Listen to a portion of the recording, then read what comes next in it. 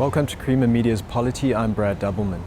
I'm at Melrose Arch to meet with Professor Jonathan Jansen to chat about his latest book, Letters to My Children. Professor, what inspired you to write Letters to My Children on the social media site Twitter? First of all, the Letters to My Children is an idea that I've sort of had for a while after I read an incredible book by my favorite author, Maya Angelou, called Letter to My Daughter. And so that inspired me to sort of say, you know, you're getting older, you've got two wonderful children.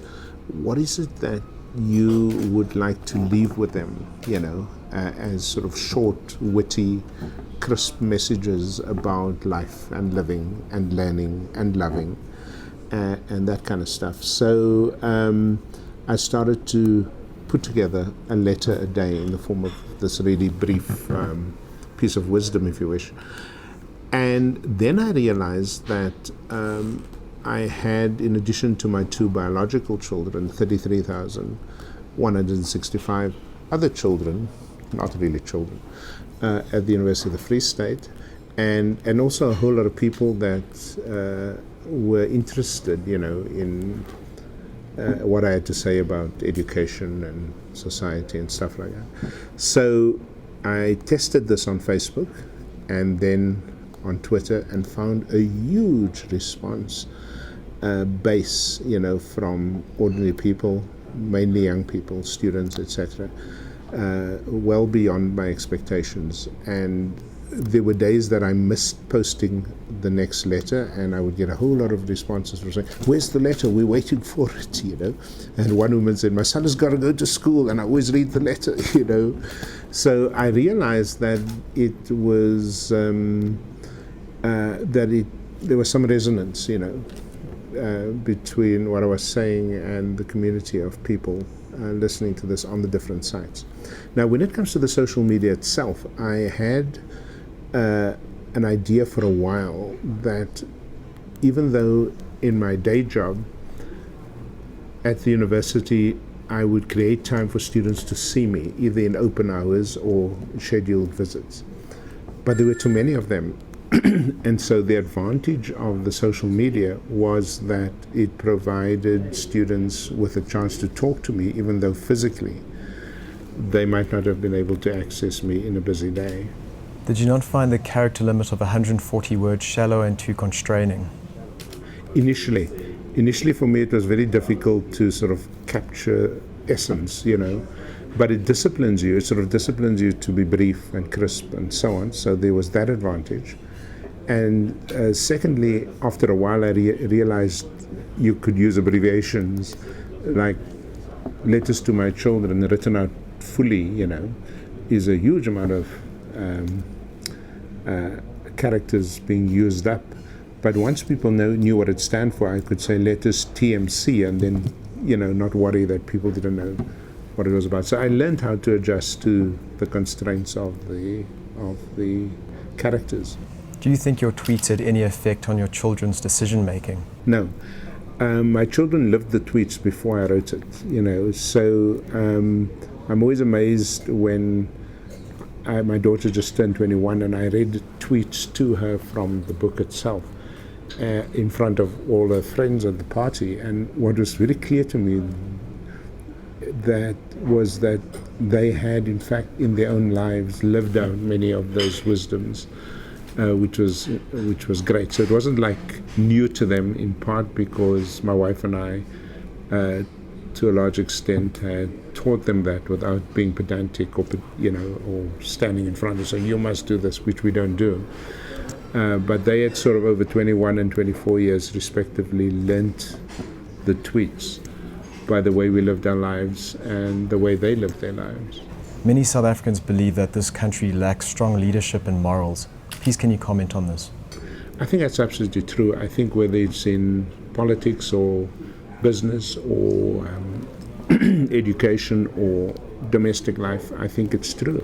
We don't have strong leadership models, certainly in politics. I mean, who do you look up to today when there are almost daily reports of corruption, of, you know, just bad decision making and what appears to be a lack of care for ordinary people. So I think the problem is leadership. I don't think we have a lot of it going around. On the other hand, maybe we're looking in the wrong places. Maybe we are too focused on political leadership and not seeing a Desmond Tutu, or not seeing a Richard Branson, or not seeing, the many other ordinary people who exercise leadership without the political platform, that the politicians might have. What are your thoughts on education in South Africa? I think we're in trouble. I think about a quarter of our schools work for the middle classes, people with money, black and white. I think the majority of our children, they are stuck in dysfunctional schools, absentee teachers, disruptive unions, basically lack of resources, and at its core, a value system for learning and teaching that is non-existent. So I think for youth who fall outside of that quarter of the schools where there is some degree of functionality, they're in serious trouble. And if they're in trouble, the country is in trouble, democracy is in trouble, economic growth is in trouble. And so I fret daily about how we can more effectively reach, with or without government, reach the young people who are stuck in schools that don't work. What else can we expect from you in terms of your writing in the future? Well, in the past 2.5 years, I've shifted quite a bit from the balance from my normal academic writing, my research books and that kind of stuff, to more easy to read popular writings and so on. So, We Need to Talk, Bogdrolletjies en Reseintjies in Afrikaans, Letters to My Children, which is also in Afrikaans and English,